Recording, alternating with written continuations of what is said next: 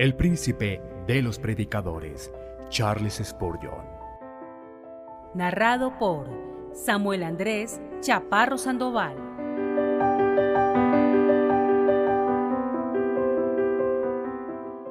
Los dos efectos del Evangelio. Sermón predicado en la mañana del domingo 17 de mayo de 1855 por Charles Haddon Spurgeon en Exeter Hall, Strand. Porque para Dios somos olor fragante de Cristo en los que se salvan y en los que se pierden. A los unos olor de muerte para muerte, mientras que a los otros olor de vida para vida. Y para estas cosas, ¿quién es suficiente? Segunda de Corintios, capítulo 2, versículos 15 y 16. Estas son palabras de Pablo expresadas en nombre propio y en el de sus hermanos los apóstoles. Son verdaderas en lo que concierne a todos aquellos que son elegidos por el Espíritu, preparados y enviados a la viña para predicar el Evangelio de Dios. Siempre he admirado el versículo 14 de este capítulo, especialmente cuando recuerdo los labios que las pronunciaron. Pero gracias a Dios, que hace que siempre triunfemos en Cristo y que manifiesta en todo lugar el olor de su conocimiento por medio de nosotros. Imaginemos a Pablo, ya anciano, diciéndonos: 5 veces he recibido de los judíos 40 azotes menos uno, que después fue arrestado dándolo por muerto, el hombre de los grandes sufrimientos, que había pasado a través de mares de persecuciones. Pensemos cuando dice, al fin de su carrera ministerial, pero gracias a Dios, que hace que siempre triunfemos en Cristo. Triunfar cuando se ha naufragado, triunfar a pesar de haber sido flagelado, triunfar habiendo sido torturado, triunfar al ser apedreado, triunfar en medio de la burla del mundo, triunfar al ser expulsado de una ciudad y haber tenido que sacudir el polvo de sus pies, triunfar en todo momento en Cristo Jesús. Ahora bien, si hablaran de ese modo algunos ministros de nuestro tiempo, no daríamos mucha importancia a sus palabras, pues gozan del aplauso del mundo. Siempre pueden irse en paz a sus casas, tienen creyentes que los admiran y no tienen enemigos declarados. Contra ellos ni siquiera un perro mueve su lengua, todo es seguro y placentero. Si dicen, pero gracias a Dios, que hace que siempre triunfemos en Cristo, no nos conmueven. Pero si lo dice alguien como Pablo, tan pisoteado, tan torturado y tan afligido, podemos considerarlo un héroe. He aquí un hombre que tenía verdadera fe en Dios y en el carácter divino de su misión. Y cuán dulce es, hermanos míos, el consuelo que Pablo aplicaba a su propio corazón en medio de todas sus calamidades. Decía que, a pesar de todo, Dios manifiesta en todo lugar el olor de su conocimiento por medio de nosotros. Con este pensamiento un ministro puede dormir tranquilo en su lecho. Dios manifiesta en todo lugar el olor de su conocimiento. Con esto puede cerrar sus ojos cuando acabe su carrera y abrirlos en el cielo. Dios, por mediación mía, manifestó en todo lugar el olor de su conocimiento. Sigan, pues, las palabras de mi texto que expondré dividiéndolo en 3 partes. Nuestra primera observación será que, aunque el Evangelio es un buen olor en todo lugar, produce sin embargo diferentes efectos en diferentes personas. A los unos, olor de muerte para muerte, mientras que a los otros olor de vida para vida. Nuestra segunda observación será que los ministros del Evangelio no son responsables de su éxito, porque dice: para Dios somos olor fragante de Cristo en los que se salvan y en los que se pierden. Y en tercer lugar, la carga del ministro del Evangelio no es ligera, su deber es muy agobiante.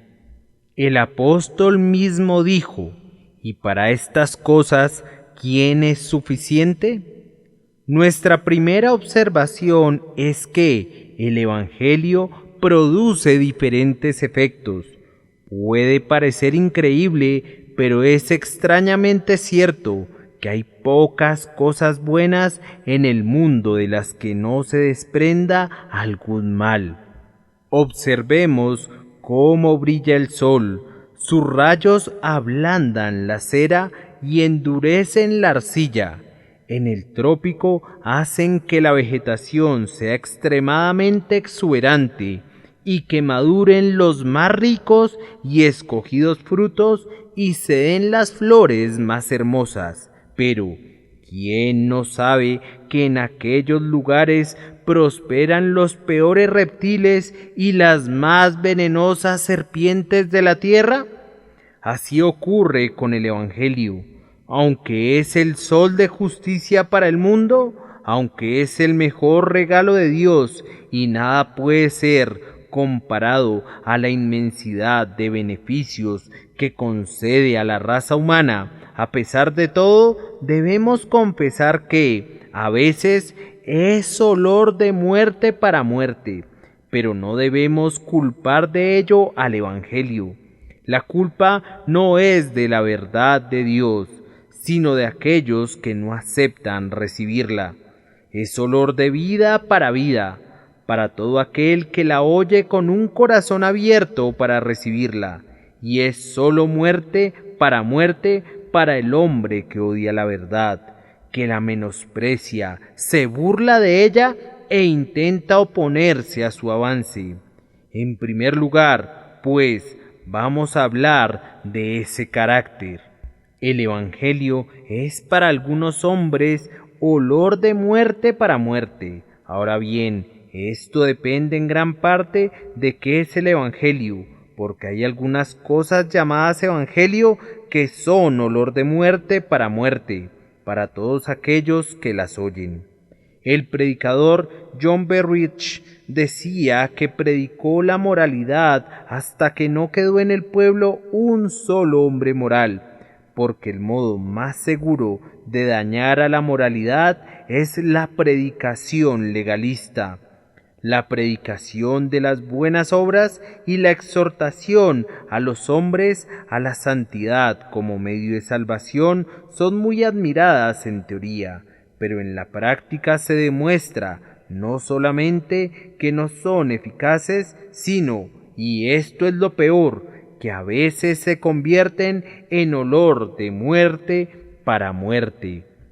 Así se ha comprobado, y creo que incluso el gran Chalmers confesó que durante años y años antes de conocer al Señor no predicó otra cosa que moralidad y preceptos, pero nunca vio a ningún borracho convertido por el mero hecho de mostrarle los males de la borrachera, ni vio a ningún blasfemo que dejara de blasfemar porque le dijera lo odioso de su pecado. Cuando empezó a predicar el amor de Jesús, cuando predicó el Evangelio como es en Cristo, en toda su claridad, plenitud y poder, y la doctrina de que por gracia sois salvos por medio de la fe, y esto no de vosotros, pues es un don de Dios, fue cuando conoció el éxito, cuando predicó la salvación por la fe. Multitudes de borrachos arrojaron sus copas y los blasfemos frenaron sus lenguas. Los ladrones se hicieron honrados y los injustos e impíos se inclinaron ante el cetro de Jesús.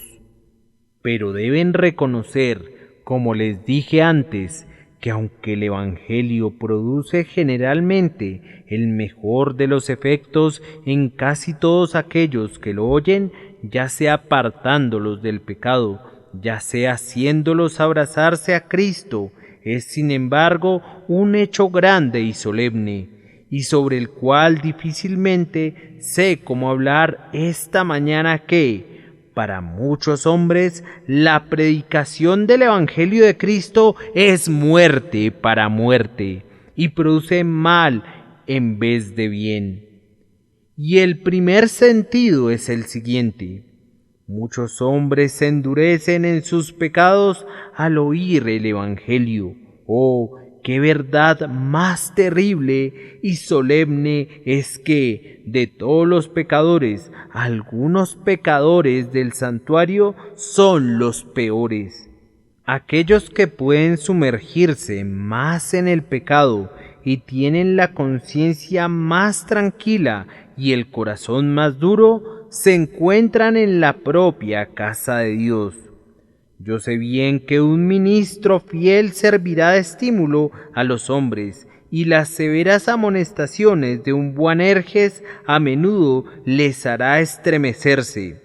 Igualmente, estoy consciente que la palabra de Dios hace que a veces su sangre se coagule en sus venas, pero sé también, porque los he visto, que hay muchos que convierten la gracia de Dios en libertinaje, e incluso hacen de la verdad de Dios un pretexto para el diablo, y profanan la gracia de Dios para justificar su pecado. A tales hombres los he podido encontrar entre aquellos que oyen las doctrinas de la gracia en toda su plenitud. Son los que dicen: soy elegido, por eso puedo blasfemar. Soy uno de los que fueron escogidos por Dios antes de la fundación del mundo. Por ello puedo vivir como se me antoje. He visto a un hombre que, trepado sobre la mesa de una cantina y sosteniendo el vaso en su mano, decía: compañeros, yo puedo hacer y decir más que cualquiera de ustedes. Yo soy uno de esos que están redimidos por la preciosa sangre de Jesús. Y acto seguido se bebió su vaso de cerveza y comenzó a bailar ante los demás, mientras entonaba viles y blasfemas canciones. He aquí a un hombre para quien el Evangelio es olor de muerte para muerte. Oye la verdad, pero la pervierte. Toma aquello que está puesto por Dios para su bien y lo... El cuchillo que le fuera dado para abrir los secretos del Evangelio lo vuelve contra su propio corazón. La que es la más pura de todas las verdades y la más elevada de todas las moralidades es convertida en encubridora de sus vicios y hace de ella un andamio que le ayuda a construir el edificio de sus maldades y pecados. ¿Hay aquí alguien como este hombre a quien le guste oír el Evangelio como ustedes lo llaman y no obstante viva impuramente? ¿Quiénes pueden decir que son hijos de Dios y a pesar de ello se comportan como vasallos sirvientes de Satanás? Sepan bien que ustedes son unos mentirosos e hipócritas, porque la verdad no está de ningún modo en ustedes. Cualquiera que es nacido de Dios no peca. A los elegidos de Dios no se les permitirá caer permanentemente en pecado. Ellos nunca convertirán la gracia de Dios en libertinaje, sino que, en todo lo que dependa de ellos, se esforzarán por permanecer cerca de Jesús. Tengan esto por seguro, por sus frutos los conoceréis. Así también, todo árbol sano da buenos frutos, pero el árbol podrido da malos frutos. El árbol sano no puede dar malos frutos, ni tampoco puede el árbol podrido dar buenos frutos. No obstante, esas personas están continuamente pervirtiendo el Evangelio en maldad. Pecan con arrogancia por el mero hecho de que han oído lo que ellos consideran que son excusas para sus vicios.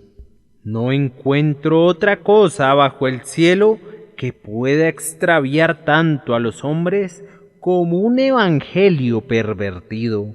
Una verdad pervertida es generalmente peor que una doctrina que todos saben que es falsa. Al igual que el fuego, uno de los elementos más útiles que puede causar la más intensa conflagración, así el evangelio, que es lo mejor que poseemos, puede convertirse en la más vil de las causas. Este es un sentido en el que el evangelio es olor de muerte para muerte. Pero hay algo más. Es un hecho que el evangelio de Jesucristo aumentará la condenación de algunos hombres en el día del juicio final. De nuevo me espanto al decirlo, porque es un pensamiento demasiado horrible para aventurarse a hablar de él. Que el evangelio de Cristo vaya a ser del infierno para algunos hombres un lugar aún más terrible de lo que pudiera haber sido. Todos los hombres se hubieran hundido en el infierno de no haber sido por el evangelio. La gracia de Dios redimirá a una gran multitud, la cual ninguno puede contar. Guardará un ejército incontable que será salvado en el Señor con una salvación eterna, pero al mismo tiempo a quienes la rechazan les hace más terrible la condenación. Y les diré por qué. Primeramente, porque los hombres pecan contra una luz superior, y la luz que poseemos es una excelente medida para nuestra culpa. Lo que un nómada puede hacer sin que para él sea delito, en mí puede ser el mayor de los pecados, porque estoy mejor instruido, y lo que alguno puede hacer en Londres con impunidad, me refiero a un pecado contra Dios que no sea excesivamente grande, podría parecerme a mí la mayor de las transgresiones, porque desde mi juventud he sido instruido en la piedad. El Evangelio viene sobre los hombres como la luz del cielo, que errante debe andar el que se extravía en la luz.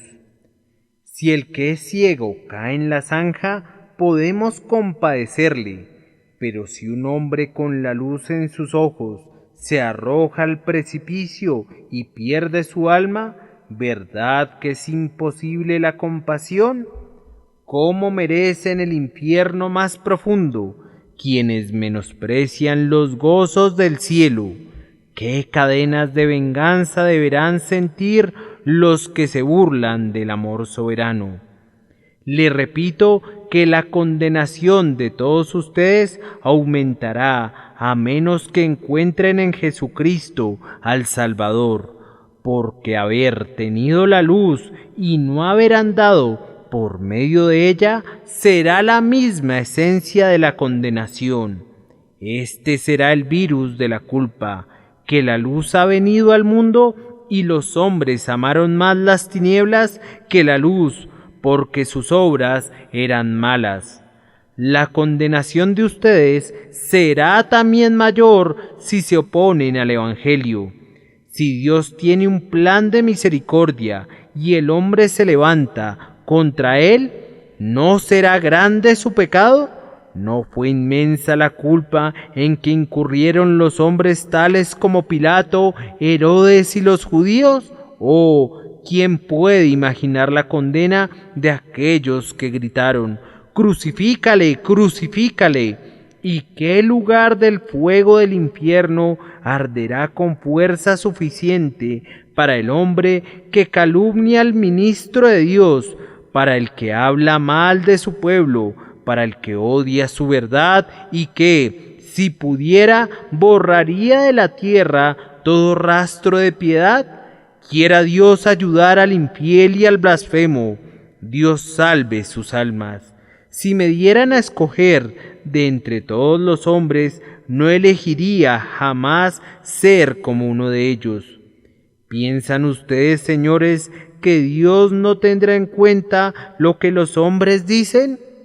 Uno ha maldecido a Cristo, llamándole charlatán. Otro ha declarado, sabiendo que mentía, que el Evangelio es falso. Un tercero ha proclamado sus máximas licenciosas y después ha señalado a la palabra de Dios diciendo, hay peores cosas en ella. Y otro ha insultado a los ministros de Dios, ridiculizando sus imperfecciones. ¿Creen que Dios olvidará todo esto en el último día? Cuando sus enemigos se presenten ante Él, los tomará de la mano y les dirá, el otro día llamaste perro a mi siervo y escupiste sobre él, ¿y por esto te daré el cielo? No, si el pecado no ha sido lavado por la sangre de Cristo, dirá, apártate, maldito, al infierno de que te burlabas. Abandona el cielo que tú despreciabas y aprende que, aunque decías que no había Dios, esta diestra te enseñará eternamente la lección de que sí lo hay. Porque aquel que no me descubra por mis obras de benevolencia, sabrá de mí por mis hechos de venganza. Así pues, apártate, te digo. A aquellos que se han opuesto a la verdad de Dios, les será aumentado el castigo. Ahora bien, ¿no es esta una solemne visión de que el Evangelio es para muchos olor para muerte? Consideraremos aún otro sentido. Creo que el Evangelio hace a algunos seres de este mundo más desgraciados de lo que hubieran sido. El borracho podría beber y gozarse en su embriaguez con mayor alegría, si no hubiera oído decir, todos los borrachos tendrán su parte en el lago que arde con fuego y azufre. Cuán jovialmente el transgresor del domingo alborotaría durante el día si la Biblia no dijera, acuérdate del día de reposo para santificarlo. Y cuán felizmente podría lanzarse en una loca carrera de libertino y de licencioso si no hubiera dicho, la paga del pecado es muerte y después el juicio. Pero la verdad pone amargura en sus copas. Los avisos de Dios congelan la corriente de su alma. El Evangelio es como el esqueleto en la fiesta egipcia.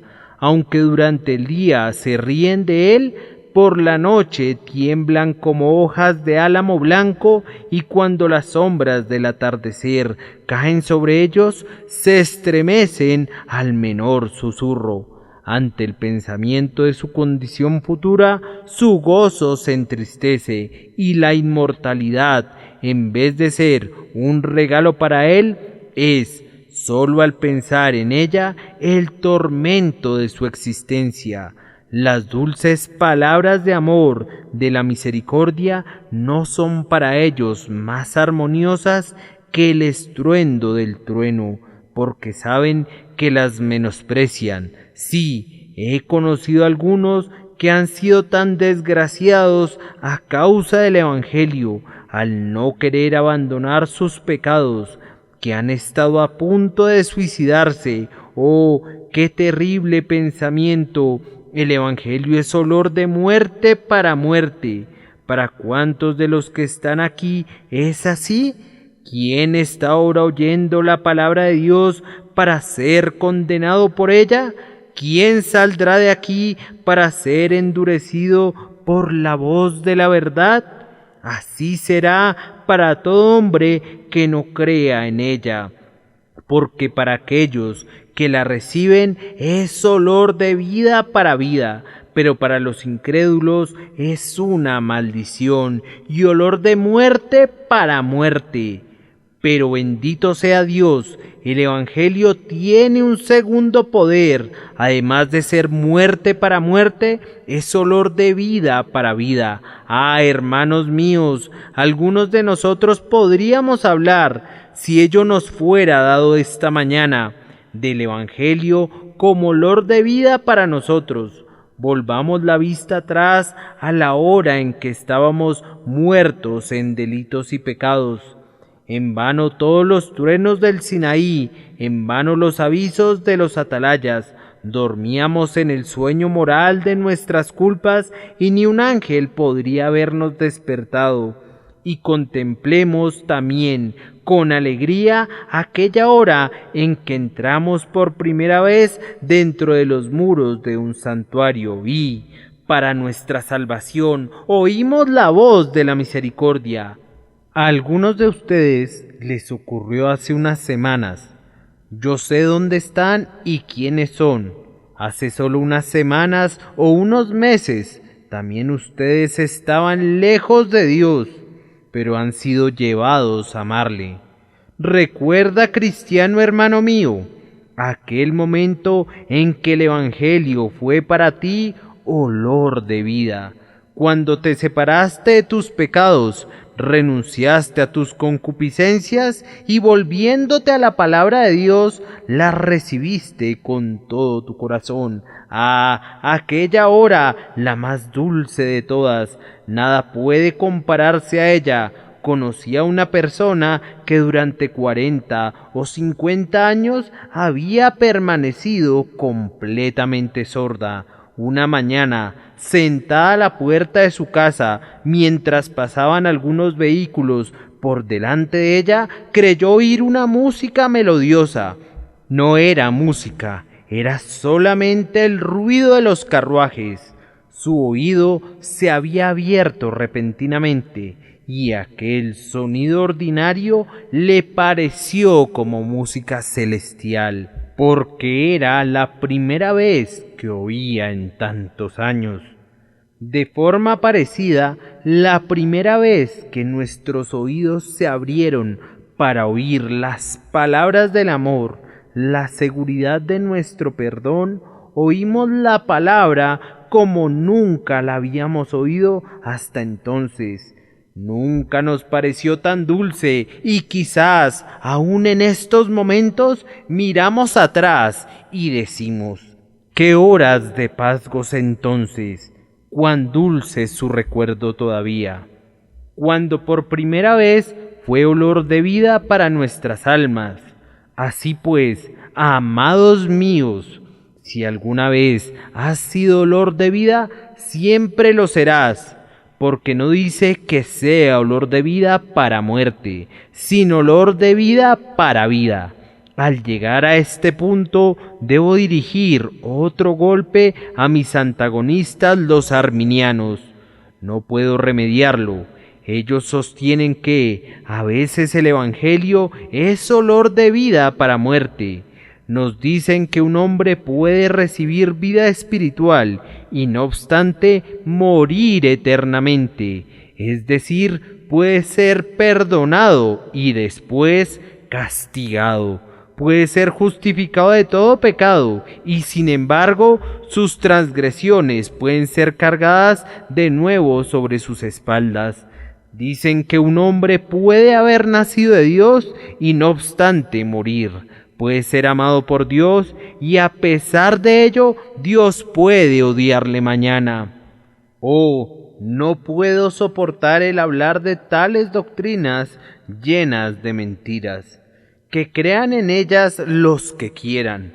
Por lo que a mí respecta, creo tan profundamente en el amor inmutable de Jesús que supongo que si un creyente estuviera en el infierno, el mismo Cristo no estaría mucho tiempo en el cielo sin gritar: ¡al rescate! ¡Al rescate! ¡Oh! Si Jesucristo estuviera en la gloria y de su corona faltara una de sus piedras preciosas, la cual poseyera Satanás en el infierno, éste diría: mira, príncipe de la luz y de la gloria, tengo en mi poder una de tus joyas, y manteniéndola en alto gritaría: Tú diste tu vida por este hombre, pero no tienes poder suficiente para salvarle.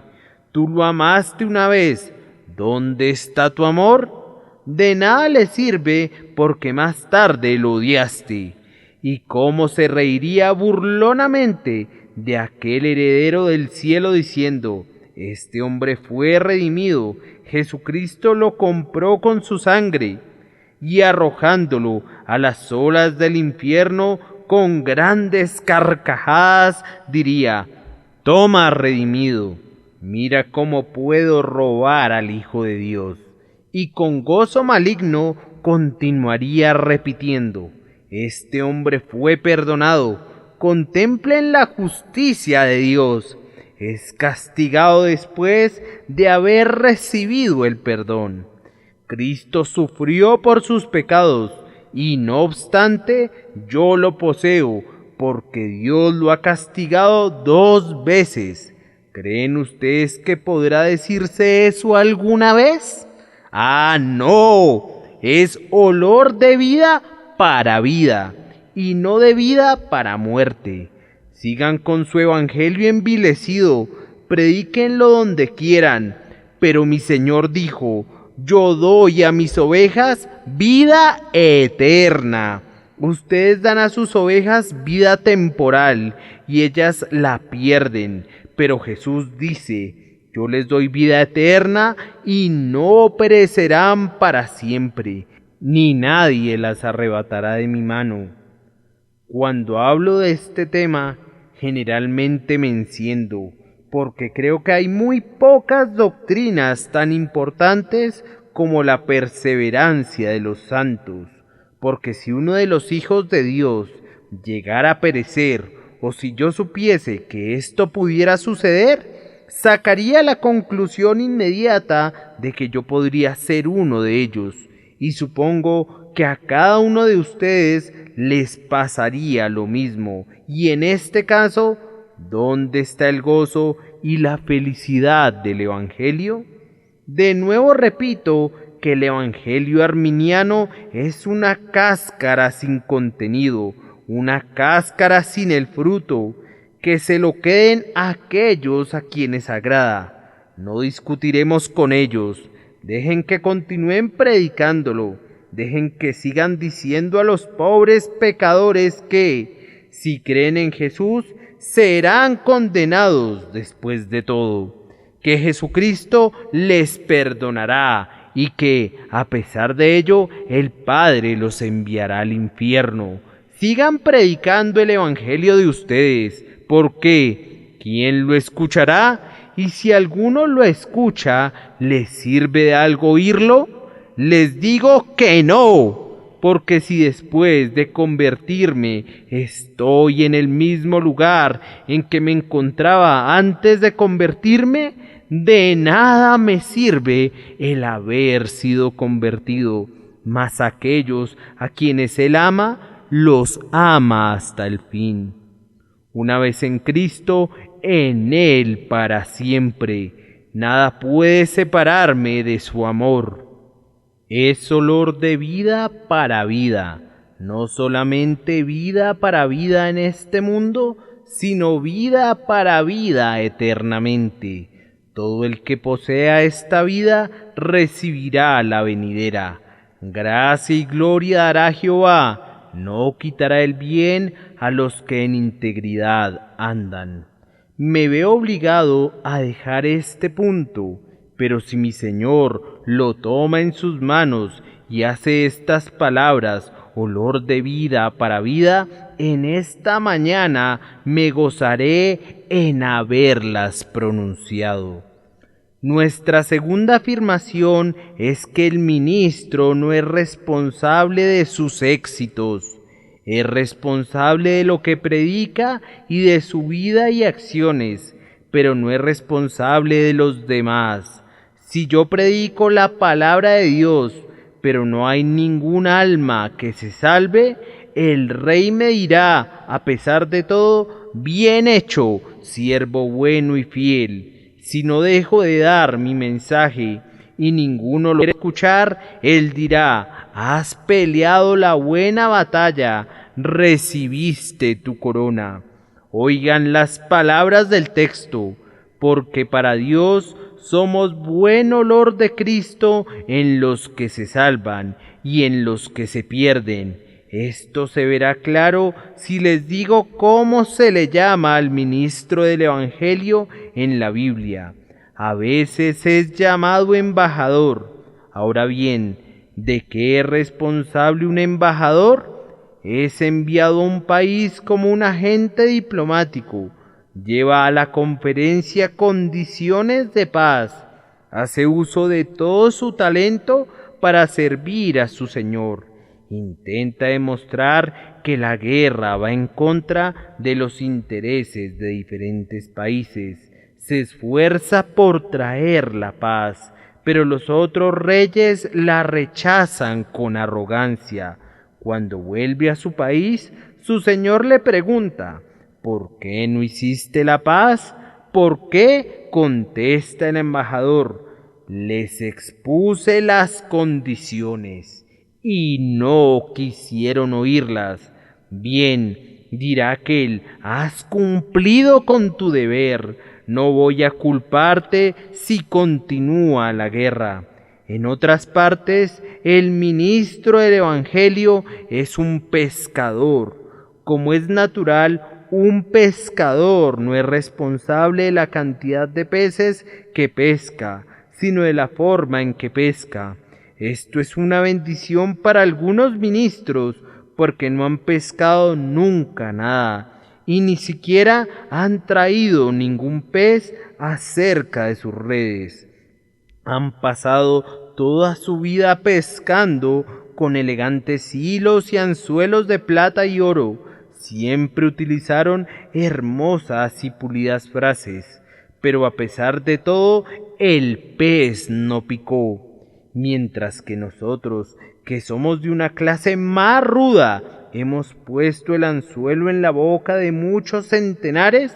No obstante, si echamos la red del Evangelio en el lugar adecuado, aunque no pesquemos nada, el Señor no hallará en nosotros falta alguna.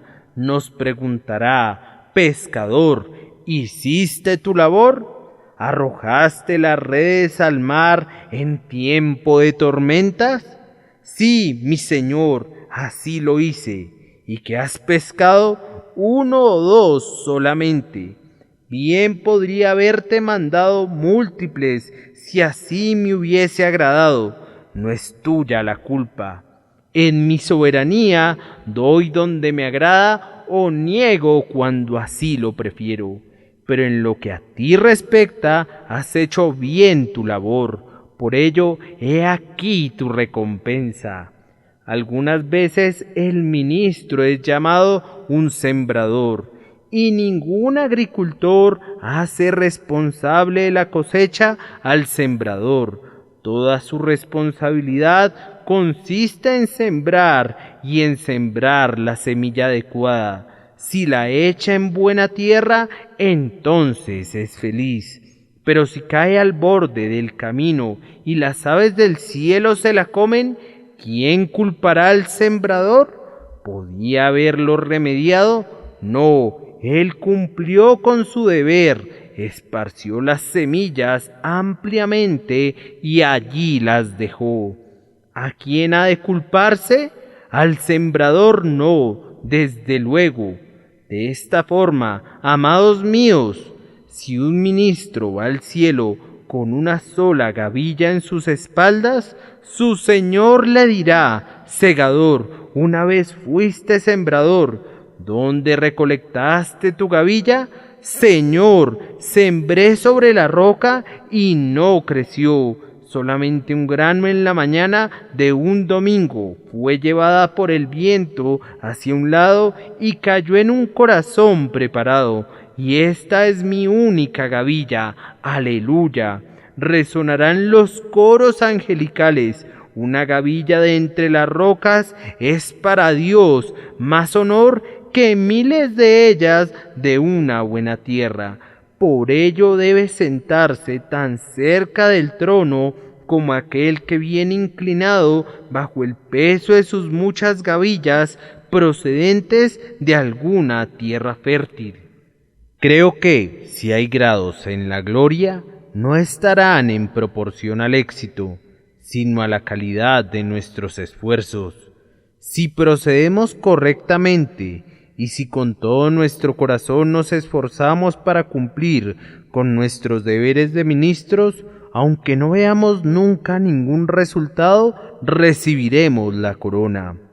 Pero cuanto más feliz es el hombre de quien se dirá en el cielo, brilla eternamente, porque fue sabio y ganó muchas almas para la justicia. Siempre ha sido para mí el mayor gozo creer que cuando entre en el cielo contemplaré en días futuros sus puertas abiertas, y por ellas veré entrar volando a un querubín quien, mirándome a la cara, pasará sonriente ante el trono de Dios, y después de haberse inclinado ante él y una vez prestado homenaje y adoración, vendrá a estrecharme la mano aunque no nos conozcamos, y si hubiera lágrimas en el cielo, yo voy a llorar al oírle decir: hermano, de tus labios oí la palabra, tu voz me amonestó por primera vez de mi pecado, y heme aquí contigo, el instrumento de mi salvación. Y mientras las puertas permanezcan abiertas, una tras otra irán llegando las almas redimidas, y por cada una de estas una estrella, una piedra preciosa en la diadema de gloria, por cada una de ellas otro honor y otra nota en el himno de alabanza. Bienaventurados los que mueren en el Señor. Sí, dice el Espíritu, porque sus obras con ellos siguen. ¿Qué será de algunos buenos cristianos, de los que ahora están en Exeter Hall, si el valor de las coronas en el cielo se mide por las almas que hayan salvado? ¿Alguno de ustedes poseerá una corona en el cielo sin una sola estrella? Hace poco tiempo leí algo sobre este tema. Un hombre en el cielo con una corona sin una sola estrella. No salvó ni siquiera uno. Gozaba en el cielo de felicidad completa porque le había salvado la misericordia divina. Pero, estar en el cielo sin una sola estrella, madre, ¿qué dirías tú si estuvieras en el cielo sin alguno de tus hijos que adorne tus sienes con una estrella? Ministro, ¿qué dirías si, siendo un orador refinado, no poseyeras ni una estrella? Escritor, ¿te parecería bien haber escrito incluso tan gloriosamente como Milton, y que luego en el cielo te encontraras sin una estrella? Me temo que prestamos muy poca atención a esto. Los hombres escriben enormes folios y tomos para verlos un día en las bibliotecas y para que sus nombres sean famosos para siempre. Pero cuán pocos se preocupan de ganar estrellas eternas en el cielo. Esfuérzate, Hijo de Dios, esfuérzate, porque si deseas servir a Dios, el pan que eches sobre las aguas no se perderá para siempre. Si arrojas la semilla entre las patas del buey o del asno, obtendrás una cosecha gloriosa en el día en que Él venga a reunir a sus elegidos. El ministro no es responsable de su éxito. Y en último lugar, predicar el Evangelio es una tarea elevada y solemne. El ministerio ha sido a menudo rebajado a una profesión. En estos días se hace ministros de hombres que hubieran sido buenos capitanes de mar o hubieran servido muy bien para estar detrás de un mostrador, pero que nunca estuvieron hechos para el púlpito. Son seleccionados por los hombres, abrumados de literatura, educados hasta un determinado nivel, vestidos adecuadamente, y el mundo les llama ministros. Deseo que Dios les haga triunfar, porque como solía decir Joseph Irons, Dios esté con muchos de ellos, aunque solo sea para reprimirles la lengua. Los ministros hechos por los hombres no tienen utilidad en este mundo, y cuanto antes nos libremos de ellos mejor. He aquí su forma de proceder. Preparan sus manuscritos muy cuidadosamente, los leen el domingo con la mayor dulzura, en voz baja, y de esta forma la gente se marcha complacida. Pero ese no es el modo de predicar de Dios. Si así fuera, me siento capaz de predicar para siempre. Puedo comprar sermones manuscritos por unos centavos, es decir, con tal de que ya hayan sido predicados unas 50 veces, si los utilizo por primera vez, valen un poco más, pero esa no es la manera. Predicar la palabra de Dios no es lo que algunos creen, un simple juego de niños, un negocio o profesión que cualquiera puede ejercer. Un hombre debe sentir, en primer lugar, que tiene un llamado solemne. Después debe saber que realmente posee el Espíritu de Dios y que cuando habla existe una influencia sobre él que le capacita para predicar como Dios quiere que lo haga. De otra forma, debe abandonar el púlpito inmediatamente, porque no tiene ningún derecho a estar en él, aunque la iglesia sea de su propiedad. No ha sido llamado para anunciar la verdad de Dios, y Dios le dice: ¿qué tienes tú que hablar de mis leyes? Mas ustedes dicen: ¿qué dificultad existe en la predicación del Evangelio de Dios? Bien, debe ser algo duro, porque Pablo dijo: y para estas cosas, ¿quién es suficiente? Antes que nada, les diré que es difícil, porque así está hecho para que no sea tergiversado por perjuicios propios al predicar la palabra. Cuando se tiene que hablar con severidad, el corazón nos dice: no lo hagas. Si hablas de esta forma, te juzgarás a ti mismo. Y entonces existe la tentación de no hacerlo. Otra prueba es que tenemos que desagradar al rico de nuestra congregación. De esta forma pensamos: si digo esto y lo otro, fulano y sutano se ofenderán. Aquel otro no aprueba esta doctrina, lo mejor será que la abandone. Quizás suceda que recibamos los aplausos de las multitudes y no queramos decir nada que las disguste, porque si hoy gritan «Hosana», mañana gritarán «Crucifícalo, crucifícalo». Todas estas cosas obran en el corazón de un ministro. Él es un hombre como ustedes y las siente.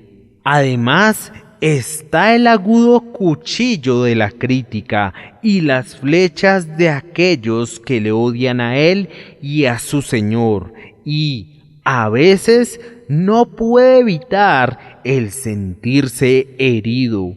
Posiblemente se pondrá su armadura y gritará: no me importan las críticas de ustedes. Pero hubo épocas en que los arqueros afligieron penosamente, incluso a José. Entonces se encuentra en otro peligro, el de querer defenderse, porque quien lo hace comete una gran locura.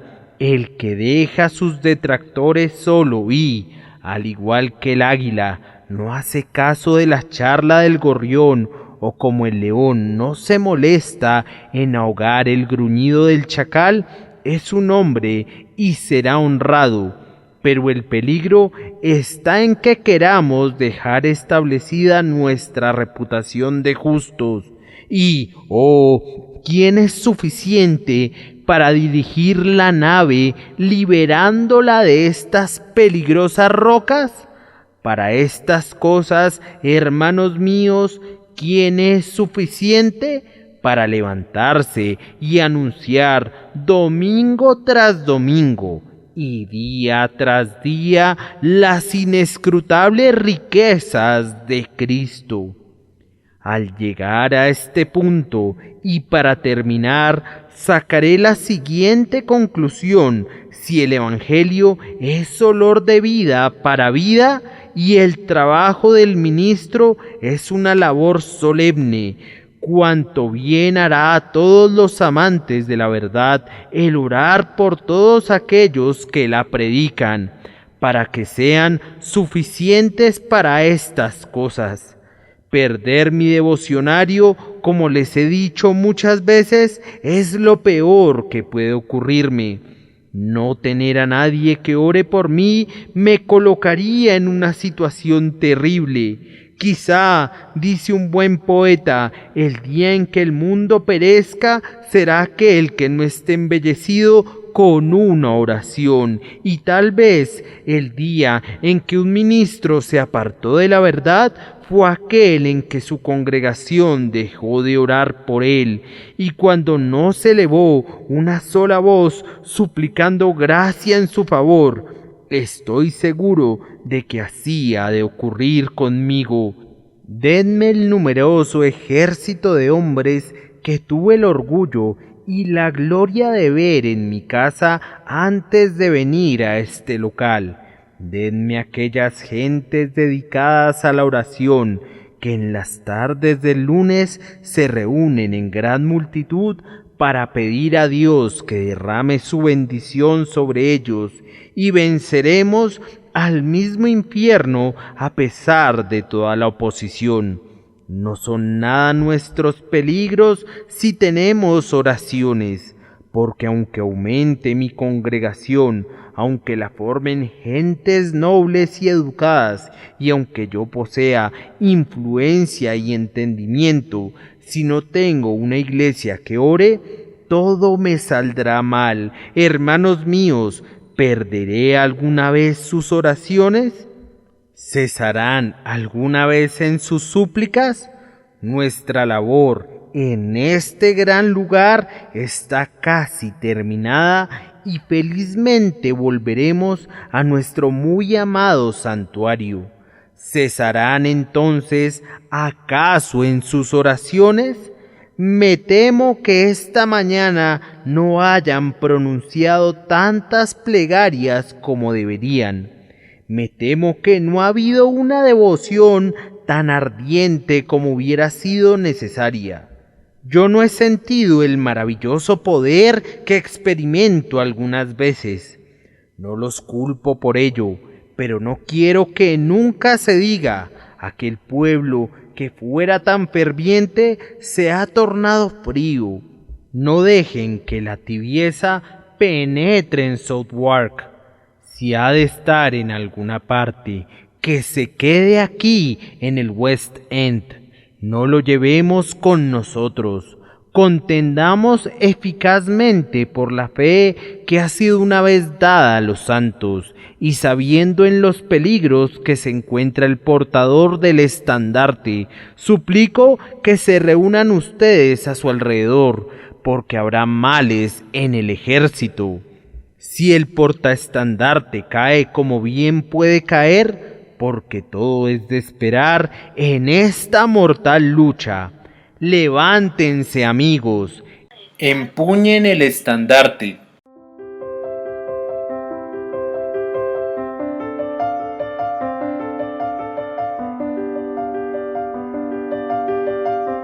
El príncipe de los predicadores, Charles Spurgeon. Narrado por Samuel Andrés Chaparro Sandoval.